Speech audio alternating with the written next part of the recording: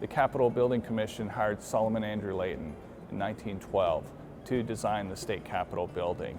And he designed many prominent buildings that we're familiar with today, things like the Skirvin Hotel in Oklahoma City, the Bizzle Library in Norman, the Marlin Grand Home in Ponca City.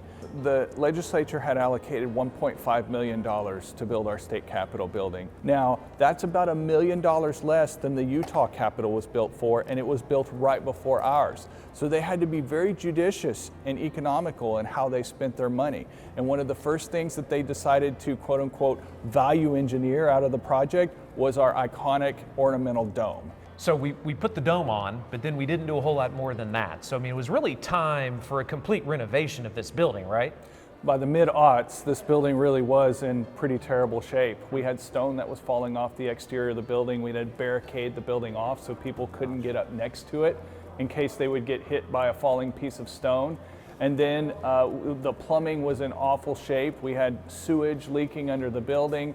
The electrical system was antiquated, life safety issues. So we really were in dire shape by the time that we started this project in 2014. Now it's a testament to the legislators and to Governor Fallin at the time that we did it right. We put the right amount of money into it so that we didn't just sort of patch it up and move on, and 20 years from now we're going to come back and fix some more problems. So walking around the Capitol the last couple of years, I'm starting to see a whole lot more detail that I didn't see before. So are these new features that you added during the restoration, or were they always there before? No, it's been here the entire time. You've just never seen it because it was never painted appropriately. Now it jumps out at your eye, and I couldn't be more pleased with the way the interior of our building looks. Comments I hear all the time from people, especially people who have not visited the Capitol in quite some time, is they're blown away by the colors in the building. And the other thing that they're blown away by is the lighting. It's not dim and dingy anymore. It's bright, it's welcoming, it's cheery. We want you to come visit.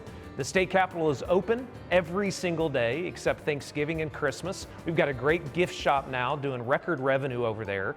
I mean, it really is the place that we want people to show up. Yeah, this is the people's house, and it's more accommodating to the people than ever before. We have a museum in here. We have a wonderful dining room and cafe in here. And then, of course, it's an art museum, and you can learn all about the history of our state through the art.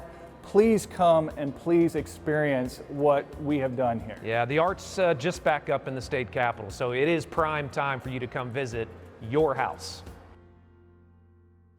Here's how to find out more about this great Oklahoma destination. As always, travelok.com is your best one-stop shop for information about all Oklahoma has to offer. Please press like and subscribe and hit the bell for notifications.